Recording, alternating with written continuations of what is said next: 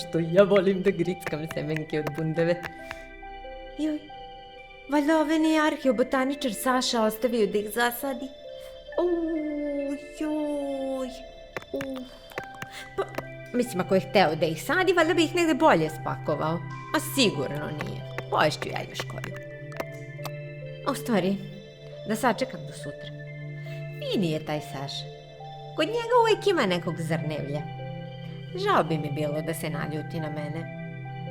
Ajno tamo bundeve! Ostavit ću ovo semenje. Joj! Opet sam zaboravio novo staklo.